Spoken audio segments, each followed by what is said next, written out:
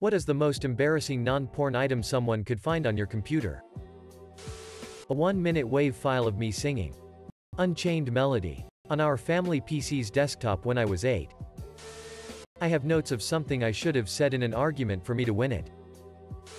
I have a folder on my desktop called Little Boy Pictures.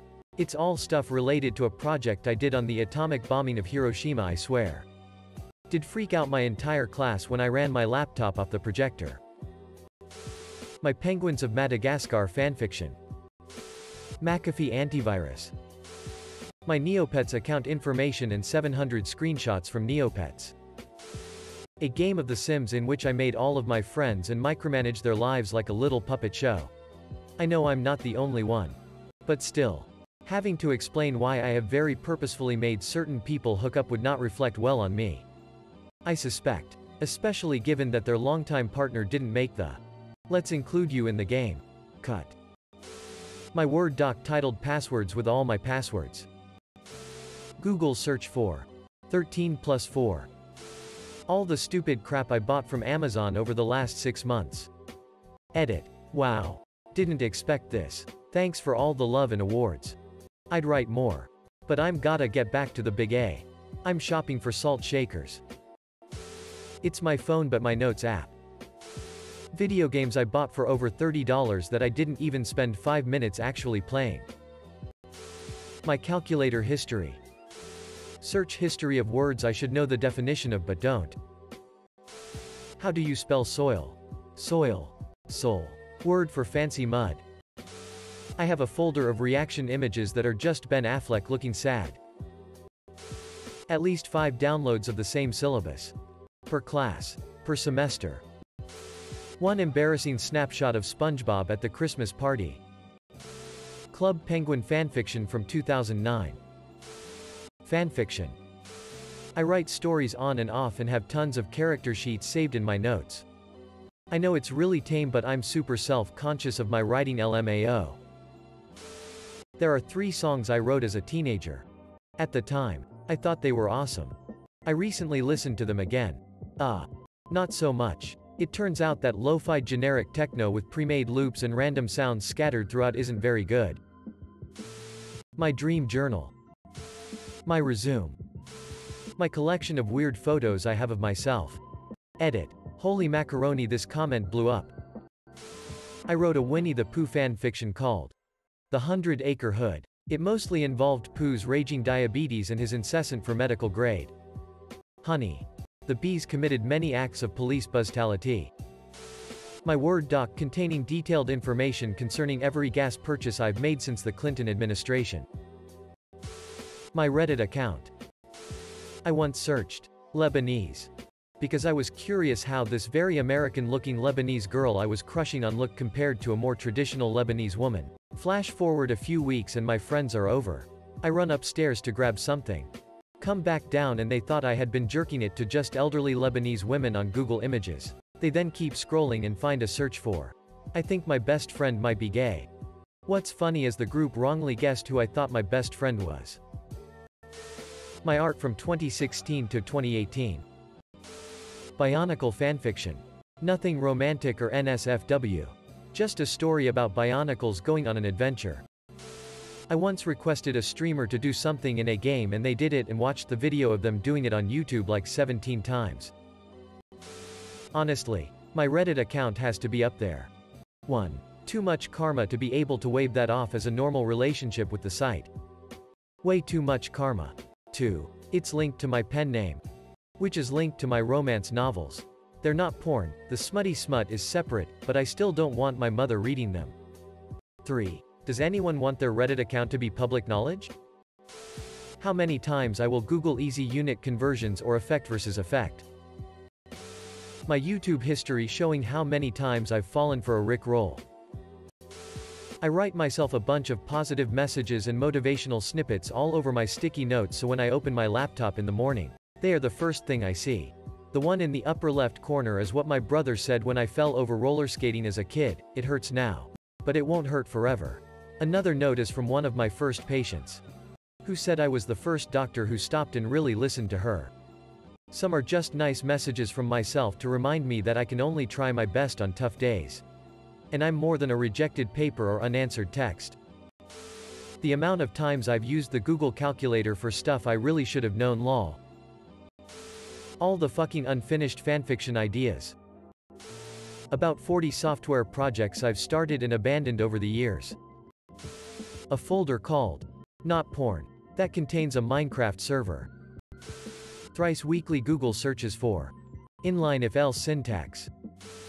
It's a triple tie between my really depressing shit I made in my emo days, my Wattpad account I made when I was like 10, and a joke ASMR channel I made when I was 13.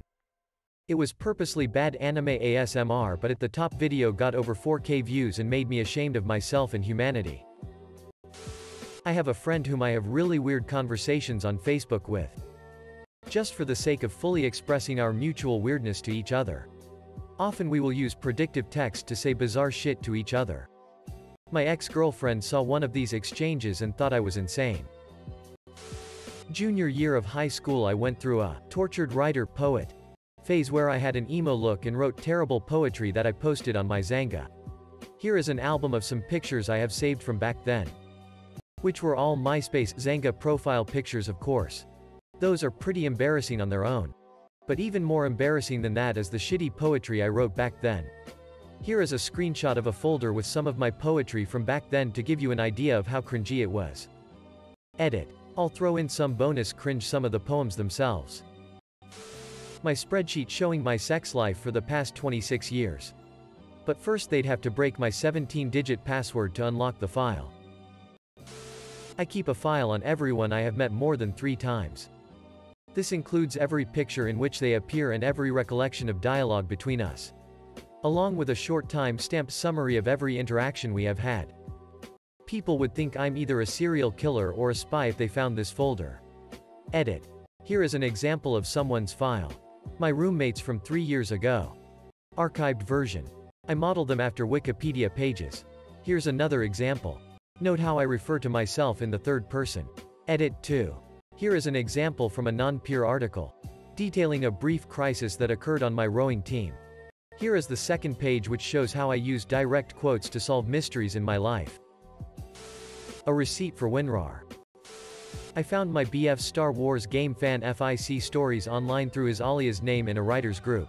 I don't know much about SW and knew nothing about the video games. I fell more in love with him. His concisely chosen words, his clear backstory style and subtlety in details that make a reador have to think is so much like his personality.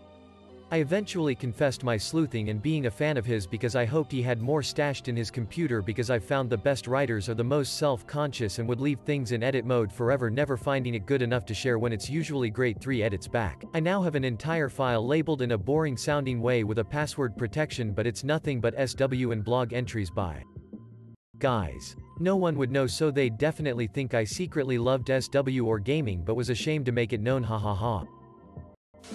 My search history. Oh god. I'm an artist and need references for very specific things, so it's all just male torso, female thighs, human ribcage, and whatnot. Back when I used to browse 4chan and B regularly, there were "you laugh, you lose" threads that people would try to derail using this banana meme. I thought some of the edits people made were funny and liked to participate in shitposting. So I have a folder where I would save banana images and GIFs. There are 130 files in that folder, which would be a bit weird to explain why I have so many images of a dumb banana. Here's an album of some of them. A video of me that I filmed when I was 12 years old. I was wearing a skirt and dancing to "I'm a Barbie Girl." I'm a 28 years old man. The long list of D&D memes and my spending history for them that consists of 80% dice that I won't need and 15% books and 5% character sheets.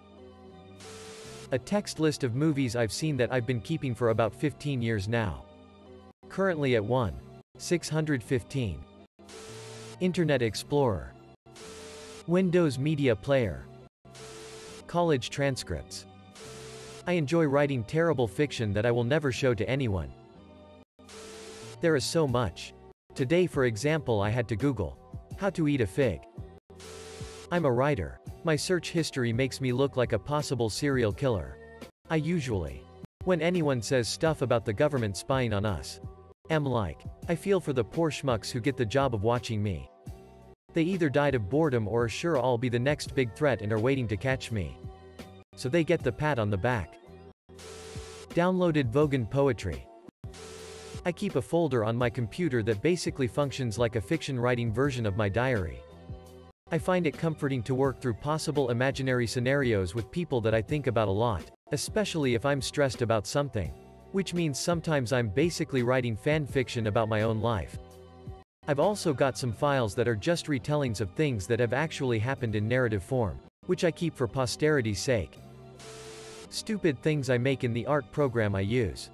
Like Pepsi Man holding a gun. My gaming stats and how much time I waste on gaming. I'm 52. My iTunes collection.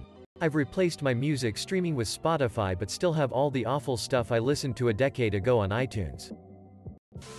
My bank statements. Poetry I wrote as a teenager. My weight loss pictures.